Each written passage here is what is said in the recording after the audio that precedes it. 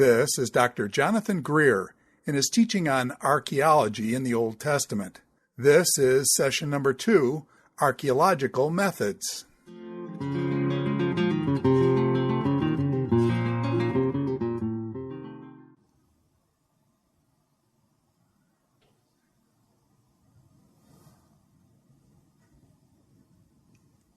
Hello again. We're going to talk in this lecture about archaeological methods. And before we actually put a shovel in the dirt, we need to zoom back out and remember the big picture of where we are, the geography of the land. Now, this is an entirely self-contained sub-discipline that we could do an entire lecture series on. The practice of historical geography that involves philology, involves geography proper, hydrology, understanding landscapes. And so we're only going to dip our foot into it with the big picture of why ancient Israel is in this land. So if we think about Civilizations 101, you may remember this from junior high, you will have learned about river cultures and the rise of civilization approximately 3000 BC. And this took place in the ancient Near East in two places, in Egypt and in the Mesopotamian Valley. There's a third river culture, the Harappan Valley, that gave rise to the Eastern civilizations that stands outside of our scope. But for the southern Levant, the two primary epicenters of river cultures are Egypt and Mesopotamia. And the beauty of a river culture is that you can grow more food than you can eat. So if you've got a surplus of food, that can be converted into power through two main mechanisms. So one is you can trade your additional food for resources. You can move toward a specialized economy if you can feed certain people and they don't have to spend their time gathering food. Or you can, on the violent end of things, feed an army to go steal things from other people. So this is a reason that these river cultures have long histories. So both Egypt and Mesopotamia, that's where we have our first evidence in these regions of civilization, and then they rise and fall many times throughout the big history of the land. We also have two natural geographic features that funnel any traffic between these river cultures. And that would be the eastern desert, the Syrian desert, and on the east, and the Mediterranean Sea on the west. So this region has appropriately been dubbed by Jim Monson and many who follow him at the Jerusalem University College as the land between. The land between. And I love that designation because it reminds us it's the land between the superpowers, but it's also the land between the desert and the sea. And so the history that plays out in the Bible, the big picture is dictated. If we look at kind of the long duration of history, we see this ebb and flow of traffic that runs through this land between.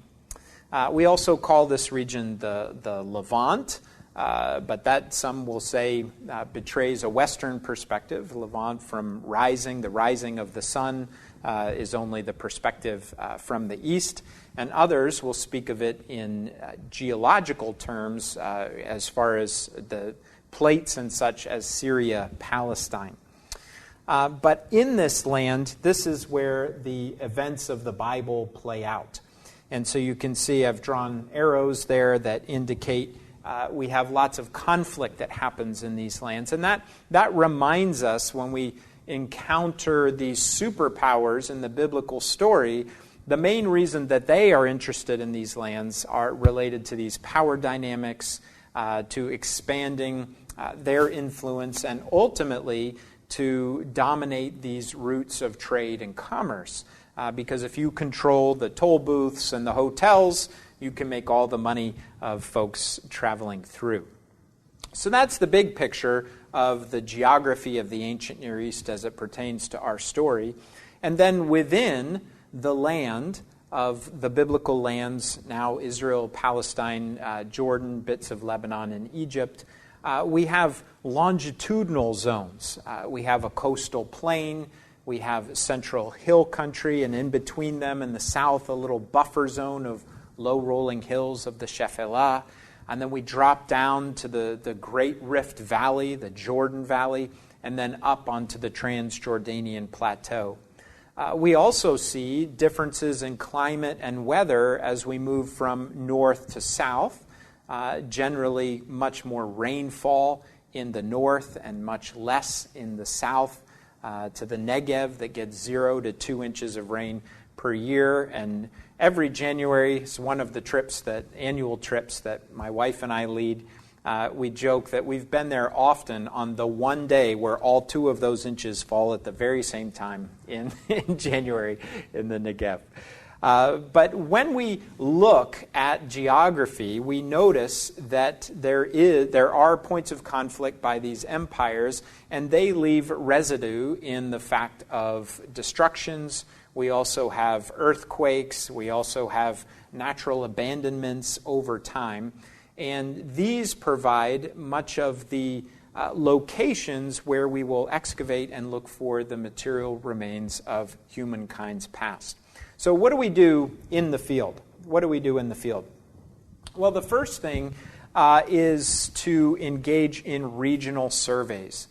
And there have been decades-long surveys that have taken place in biblical lands that basically walk through the entire land and pick up pottery from the surface. Not digging. Sometimes they'll do just a single shovel. That's all that's allowed, a shovel test pit. But just going over the surface of the land, this geography that we've talked about, and gathering pottery shards, bits of pottery. And we'll learn in a few bullet points here that pottery is our best indicator of relative dating because pottery changes in style over time. And so by assessing the time period of the bits of pottery that are scattered on the surface of ancient sites, we can get some idea for when this site was occupied in the long history of time. Now, it sounds kind of funny, right, that how does pottery make its way up to the surface from each layer of civilization? But we find that much survey data, when we do in fact dig in to the remains of the ancient town, we find very much that the surface pottery does represent, not in any kind of percentage of how long or how intense the occupation is, but it can give us a general sense of if there were people there in the Late Bronze Age or the Iron Age or the Byzantine period, etc.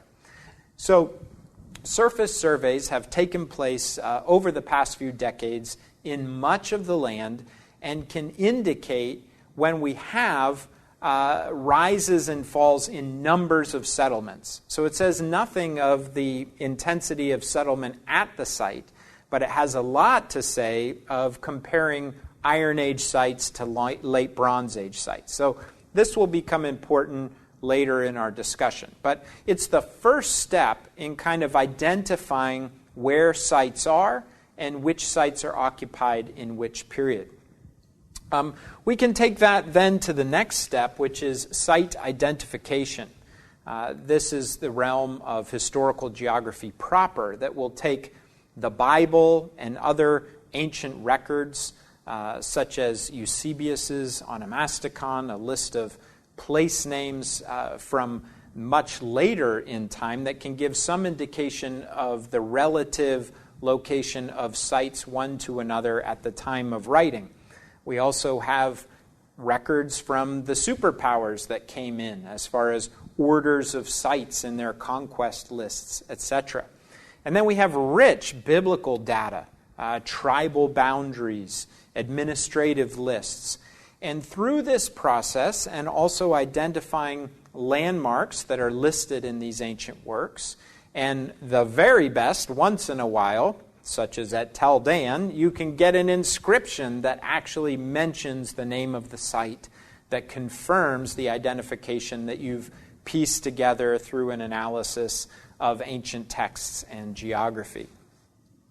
So once a site is identified, and sometimes it's unidentified, and we decide to dig anyway, we engage in tell excavation. Tell excavation. 2 L's in Hebrew and one L in Hebrew and 2 L's in Arabic as we transliterate both into English. What is a tell? So I've put together some very sophisticated animation for you to demonstrate what a tell is. So you can judge if I have a future that fails in biblical and archaeological studies, if I might be hired by an animator. But it will give you the idea. So I call this the anatomy of a tell. So if you've got an ancient city, and ancient cities in antiquity were first chosen for their geographical location. So they are always, you want to think about water. So there are ancient sites that are far from waterways where water has to be drawn from afar or piped in later periods. But most of our settlements, the biggest and most enduring settlements, have their own water source nearby.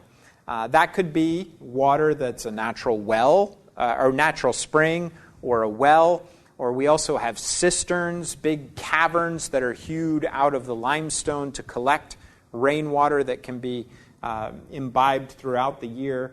But we have a water source, and so ancient peoples will settle near that water source, and then roads will connect these ancient settlements. So think of this as an ancient settlement that we have a terrible fire. Now, this is a gentle illustration. Everybody got out. They're all fine. But the whole city went up in flame, and it left this big destroyed ash pile. Now, we think, in modern terms, that if that ever happened, we would maybe clear the entire location, dig a new foundation, and begin to rebuild. Well, in ancient times, they would never do that. First of all, they're not going to leave because the water's there and the road's there, so they're going to want this location. And then timber and stone, you've got stone blocks that are already hewn, already carved wood, and wood is very, very rare in these lands. The best woods were to the north in Phoenicia, now Lebanon.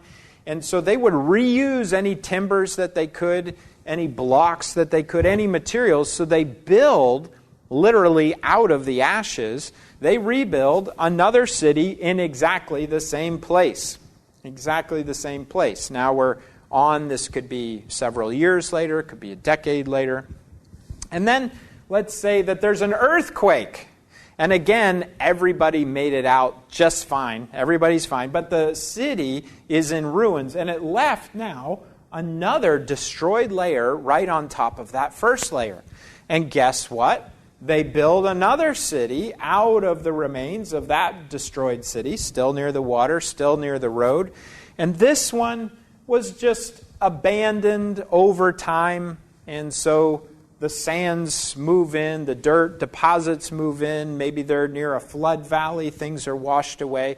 And we have residue from this city that's been abandoned right on time. And guess what? They build another city right in the same place. And guess what? This one is also destroyed by fire. Everyone made it out, but it's just fire because I thought that was the coolest automation that is in the slide transitions. But now we have this effect of different layers of civilization upon civilization. Ruined city upon ruined city. This is what we call a tell, an artificial mound that is representative of ruined city upon ruined city. And any travel in the ancient Near East, you will see these dotting the landscape. They're very similar to landfills in the United States, but those are usually hidden behind trees. But here you can see these mounds throughout the ancient Near East. Now, how do we go about understanding and dating a tell? Well, the secret lies in the material artifacts that are associated with each destruction layer.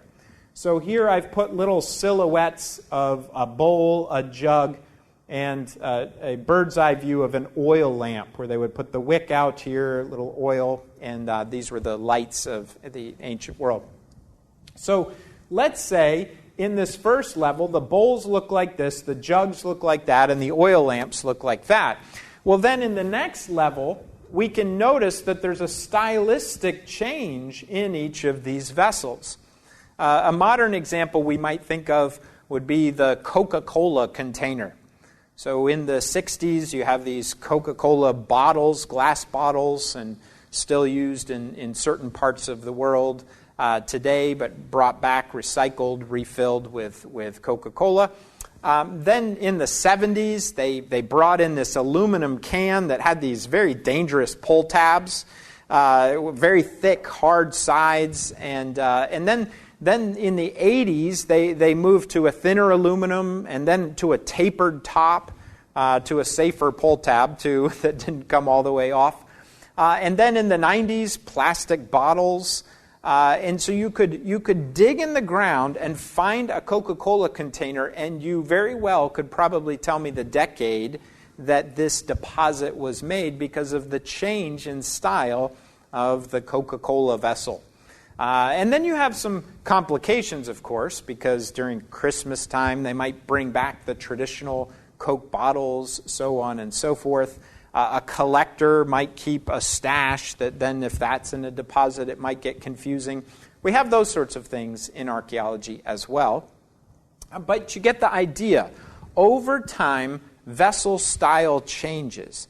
And this can give us an idea of relative chronology, this change in vessel style. Now, how do we date the layers? So relative dating, we can say this level is earlier in time than this level. Simple superposition, a term we can borrow from geology that says, the earlier stuff is deeper than the more recent stuff. But we know it's far from that simple. So we all like the layer cake effect, and that gives you the idea of how this plays out.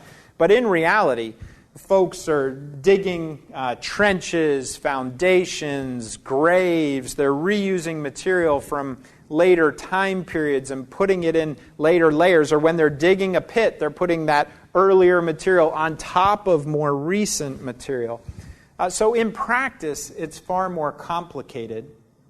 But in general, we have a display of relative chronology based on its depth in relation to other material. So that's relative dating. Now, for absolute dating, we have different methods that can try to put chronological anchors in particular layers, or the archaeological term is strata. So a stratum is an individual layer of material, architectural remains and material remains from a particular time period. So we can look at the various strata and try to peg chronological anchors to help put a date with our relative chronology. Now, our best hard science anchor that's being used more and more in the archaeology of the southern Levant is that of radiocarbon dating. That looks at the half-life of particular elements that's then calibrated against tree rings and going back in time to be able to peg in history years as we think of years.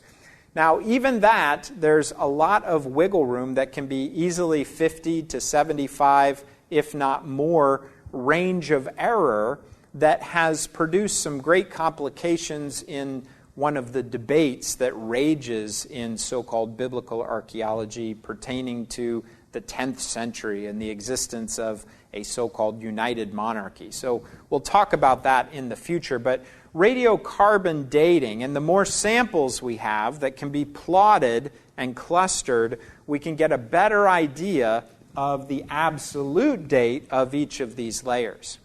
And then what we can do is compare the layers from one site to the layers from other sites. So we can begin to combine this then with data that we've gathered from surface surveys and begin to reconstruct occupation during certain times. We can also trace trends of change in civilization where there are a lot of people, fewer people. Do we see population shifts? Can we connect these with historical military campaigns from foreign powers? So on and so forth. All of this, again, is incredibly complicated, but you get the idea of how one goes about asking these questions. Aside from hard scientific data, we can also use epigraphic remains, written remains, when we have them. So in later periods, we can use coins that have the date, well, they don't have the date, but the particular ruler that then we've reconstructed with chronologies to get back to a particular date based on king lists that we can coordinate. We also have Egyptian scarabs, functioning shape of a beetle with an inscription on the bottom that will often mention a particular pharaoh. These can be complicated, though, because they were kept around, sometimes for generations. They're quite cool-looking and exotic for someone from the Levant if they've been received secondarily. So these can sometimes go on. So they can only help us in one direction of the dating. So we have certain things that we can apply to try to peg absolute dates and coordinate that with our data for relative dating. So that's a bit on what a tell is and how we would date remains from that tell. The next thing when we've got the tells is to begin to excavate down through the tell. Sometimes this is done with a large trench. Here from Tel Rehov, where I was in 2007 as a volunteer. And you can see even within the trench there are designations of different spaces. You can see architectural features, a stone foundation. You can see evidence of mud brick architecture in the slide and different installations of stone. At the very bottom here in the late Bronze Age level, we discovered a melting installation for metallurgy. So you can see the layers that coordinate to the different time periods. The late Bronze Age remains here, Iron 1 and Iron 2 on the further up the slope.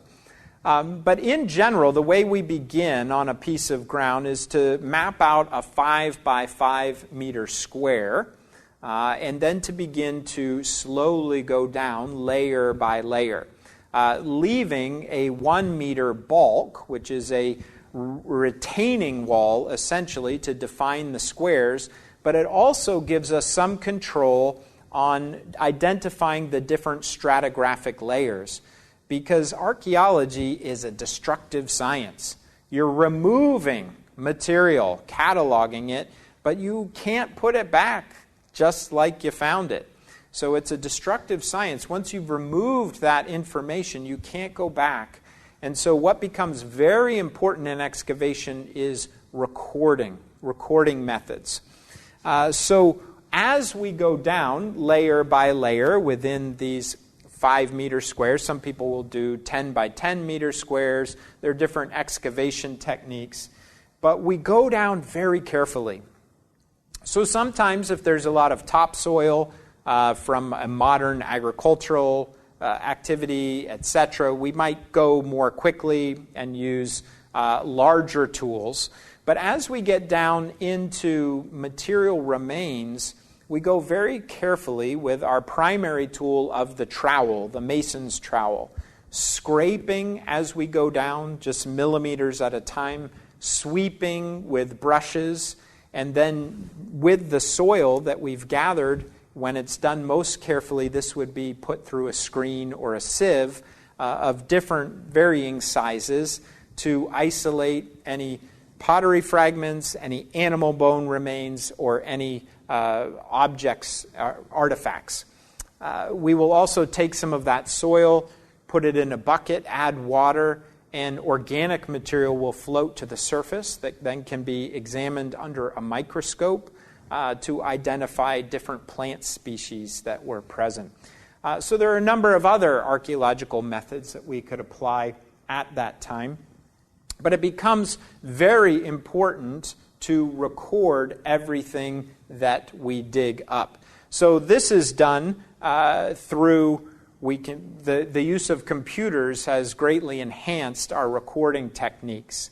From mapping structures even before we dig through ground-penetrating radar, to identifying sites from the air through satellite imagery or aerial imagery from planes, to documenting when we usually would dig. Traditionally, these were sketched, and the different strata were drawn by an artist. Now we use high-resolution digital photography and even techniques in the realm of photogrammetry that will layer photographs with sketches that are pegged to GPS to map particular precise locations in space and time, both photographically and to link them spatially through GPS data to create 3D models as you go down layer by layer. We will also use drones for local aerial footage to get a site-wide view. So recording is very, very important. Some are even using video, as we're engaging right now, as you're going down, that you're getting a moving picture of the process. So recording, very, very important. The next step is analysis of the stones, the bones, the pots, the material, and organic remains. And as I've mentioned, this has become quite sophisticated in the application of hard sciences, to botanical remains, to zooarchaeological remains, DNA studies, isotope studies. We will also can then take particular artifacts or large groups of data and explore how these might take on meaning through an ethnographic lens based on the principle of analogy. If we find an artifact, what was that artifact used for? I'm often reminded of that scene from The Little Mermaid where the heroine collects different things from the surface and she has a fork, and I forget what she calls it, but she twiddles her hair with the fork, thinking it was something for a beauty hair product of a fork. But we all know that's not how you use a fork. So sometimes our guesses can be wrong. But what we do there, sometimes that can help us, is by looking at traditional societies today that many times use some of the same technologies that were present in the ancient world. And these can be in terms of big picture structures, social structures, to particulars of how a certain kind of clay pot is made and fired. So on the principle of analogy, this is sometimes called ethnoarchaeology. It can sometimes involve an experimental component. As I mentioned, I work with animal bones. So I have received whole animals and large chunks of meat from butchers, from farmers, from hunters, and can engage in certain butchering practices to see what cut marks are left on the bone, or to compare particular cuts of meat to different iconographic representations of cuts of meat in wall representations, and so on and so forth. So there are many different tools at our disposal at the analysis phase. The final phase, and in many ways the most important phase, and one that many of us in our field have a problem with, is the publication phase. And that is all of this data that has been gathered by the archaeologists is only known by a few until that is published. published in print, or more and more published digitally, and when it's done best, published digitally as open source data, so that folks can look and see what are the results that have been gathered from this massive amounts of data and been synthesized by those most familiar with it in its context, but then to make it freely available for the interpretive community of the world. So publication becomes an essential end part of the process. So that's a little bit about the big picture, geography, and then zeroing in on what we actually do in the field. And then there's one more important piece that, again, could be just like historical geography, we could do a whole lecture series on. But here, just to mention it very briefly, another tool at our disposal when we're aiming to reconstruct the historical and cultural and social worlds, the ancient world, to read the biblical texts in that context, is the incorporation of data from ancient Near Eastern texts and images. Ancient Near Eastern texts and images. So this, just like archaeology, is a very recent endeavor, because many of these languages have only been deciphered relatively recently. So if you think of Egyptian, you all are familiar, I'm sure, with the famous Rosetta Stone that includes two forms of Egyptian and one form of Greek. And one of the forms of Egyptian, so one is Demotic, the cursive form, and the other is Egyptian hieroglyphs. Now, hieroglyphic writing was lost in the first few centuries of our era. People stopped writing in hieroglyphic script, and this language was lost to the world. Now, Greek kept going, so by comparing the Greek, particularly the names in Greek, to names that were isolated in the Egyptian by the cartouche, by a circle, they were able to work backwards using the spoken language of Coptic to help them with particular sounds and vocabulary to finally crack hieroglyphic script. And when this was done, thousands and thousands of texts that were previously unreadable now are at the disposal of scholars across the world. So this only happened with Champollion in 1822. So the Rosetta Stone found by Napoleon and lost to the British in their conflict in Egypt, but 1799, and then this race to decipher it. Most would give credit to Champollion in 1822, though there are others involved. A few decades later, Sir Henry Ralston does the same with the Mesopotamian languages, dangling on a rope at the Behistun inscription and jotting down and making a connection between Old Persian and the cuneiform script that will become that's used for Akkadian. And once cuneiform script is cracked, then we have Akkadian language, the Akkadian, whether it's Assyrian or Babylonian.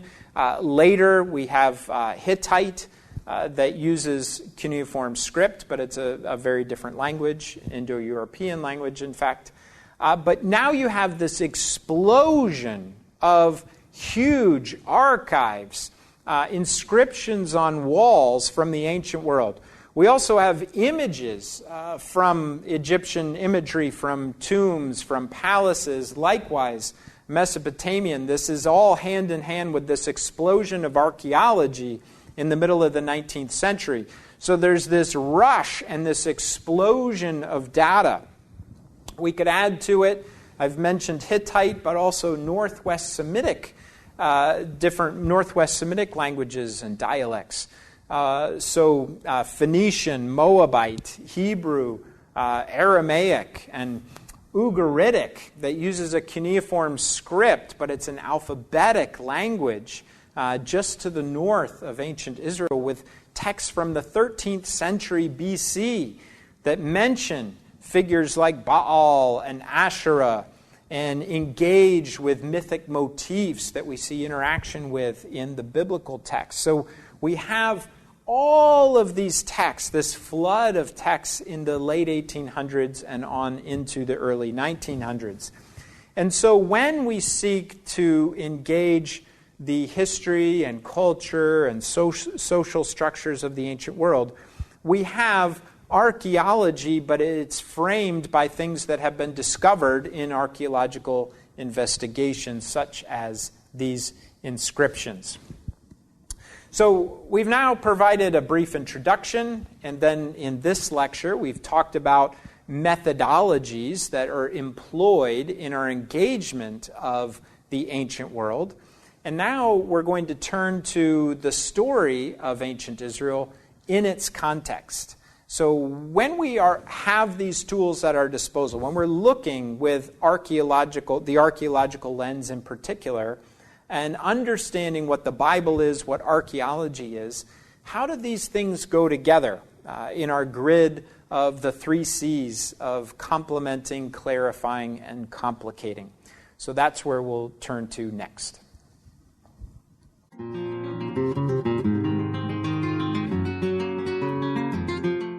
This is Dr. Jonathan Greer in his teaching on archaeology in the Old Testament. This is session number 2, Archaeological Methods.